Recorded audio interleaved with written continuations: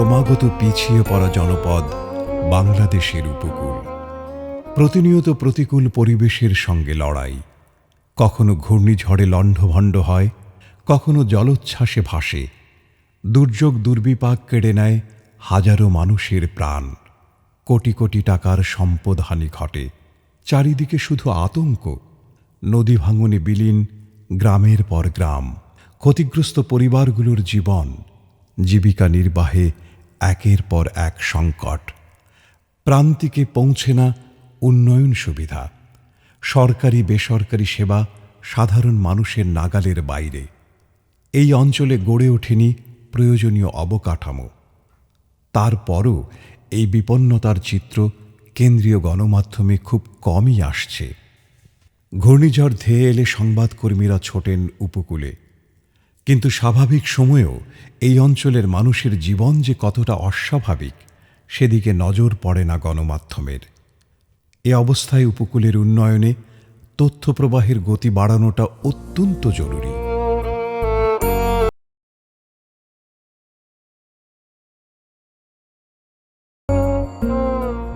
দায়িত্ব নিয়েছেন উপকূল সন্ধানী সংবাদকর্মী রফিকুল ইসলাম মন্টু।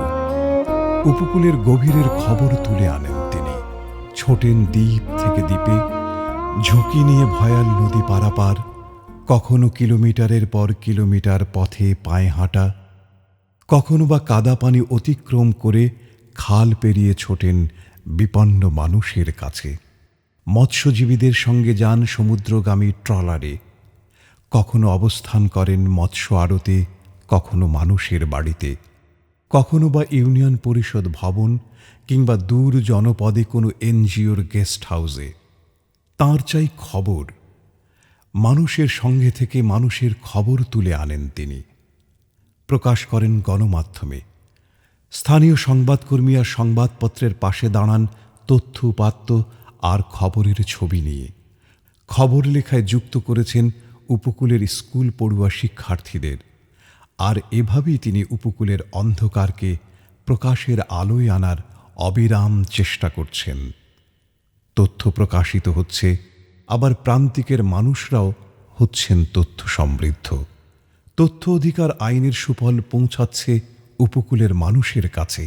এরই মধ্যে এর সুফল পেতে শুরু করেছেন উপকূলের বাসিন্দারা। আমাদের এলাকায় কোনো সাংবাদিক আসে না, এখন আমরা রবিবার মাধ্যমে অনেক তথ্য পত্রিকায় পাইতেছি।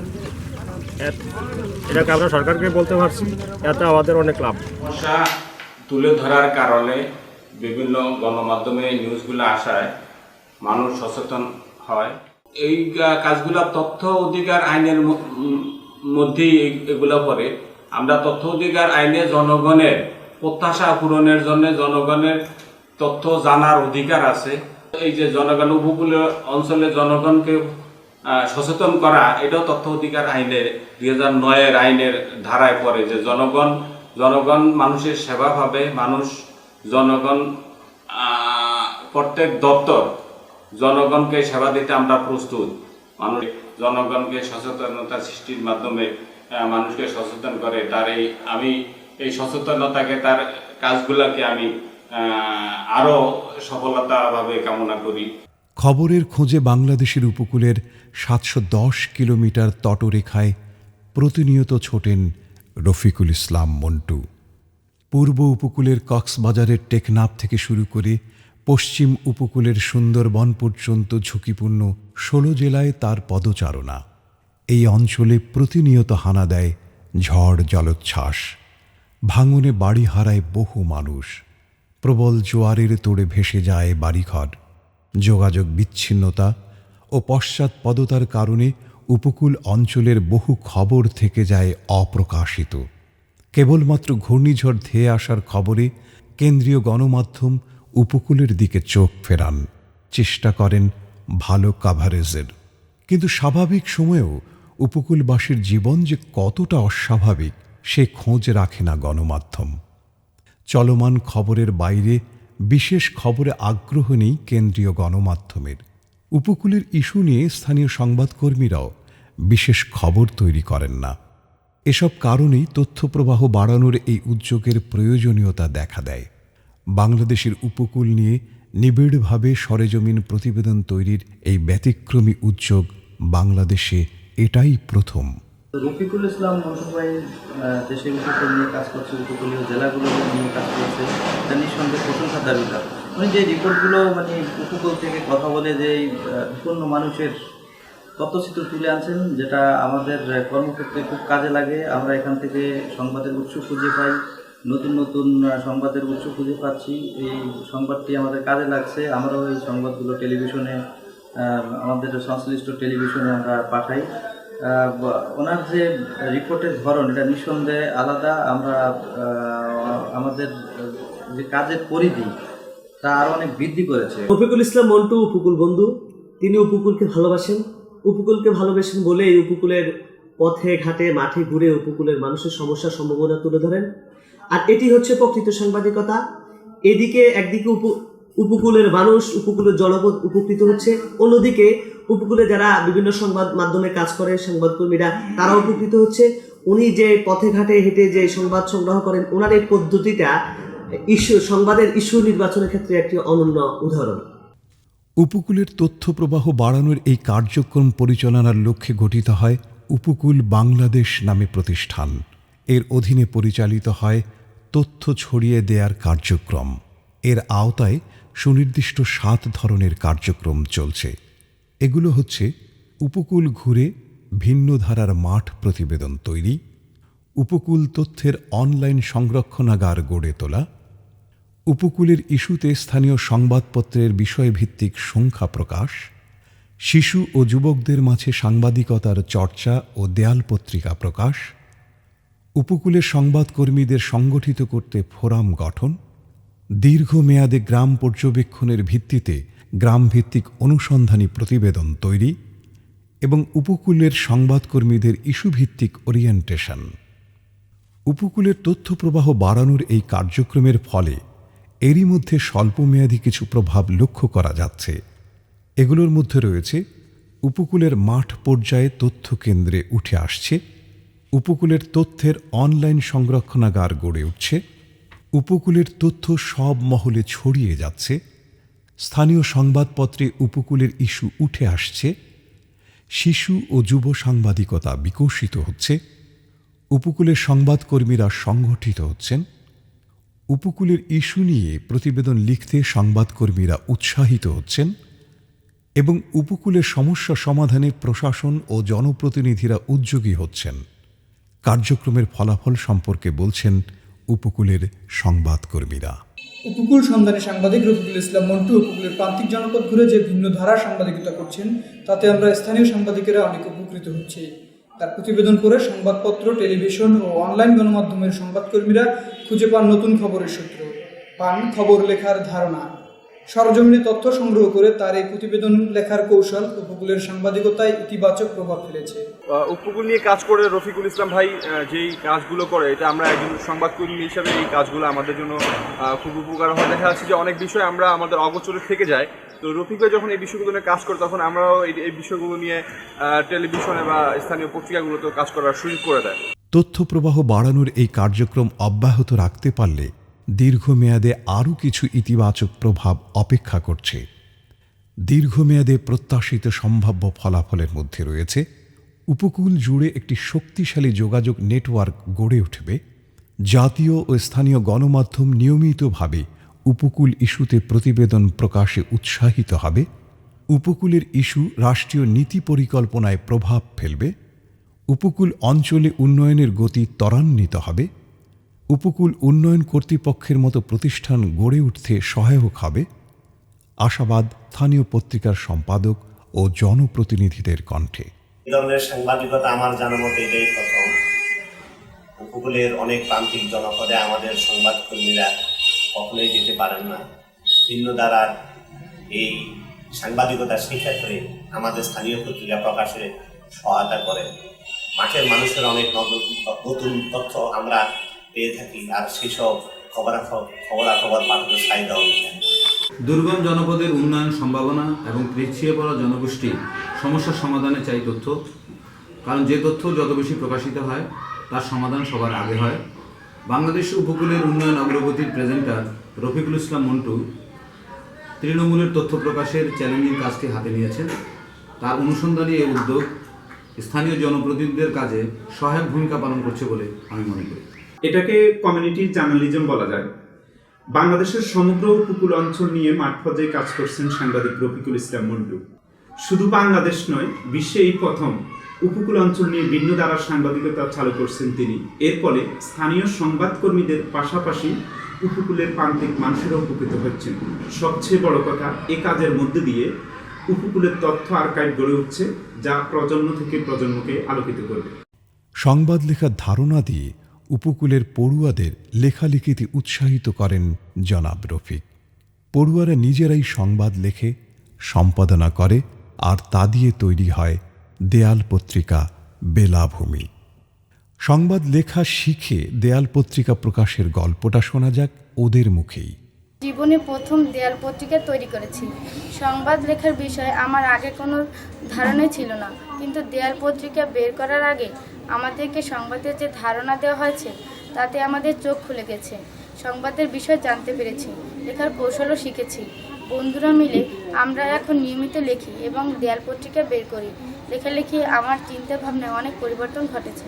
পড়ছি, এখন আমি সংবাদ লেখা শিখে গেছি। উপকূল কর্মরত সাংবাদিক উপকূল বন্ধু রফিকুল ইসলাম মন্টু আমাকে সংবাদ লেখা শিখিয়েছেন, সংবাদ লেখার ধারণা দিয়েছেন। উপকূলের বিভিন্ন সমস্যা নিয়ে তিনি আমাদের অবগত করেছেন।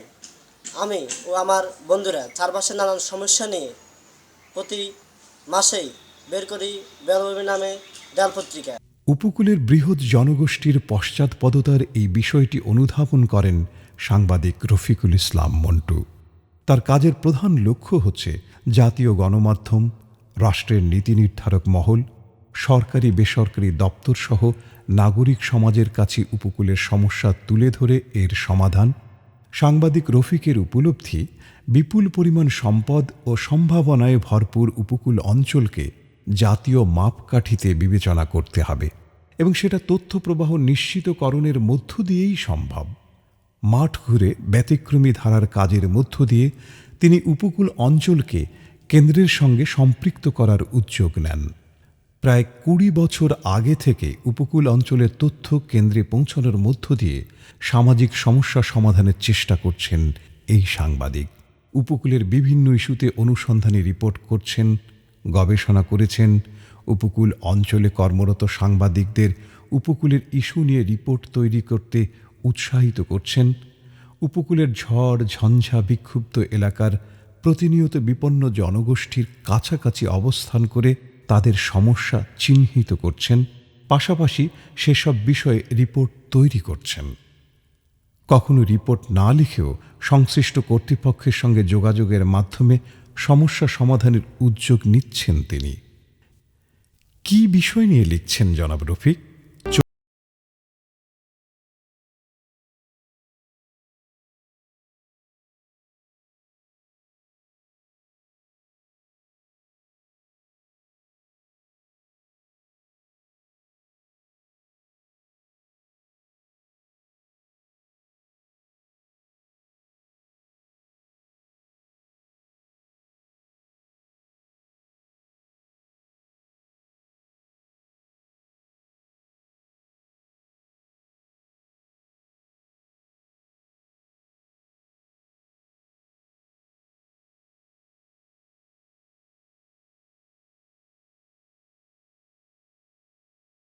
স্থানীয় পর্যায়ের কিছু গণমাধ্যমের সংবাদকর্মীরা সম্পৃক্ত হচ্ছেন।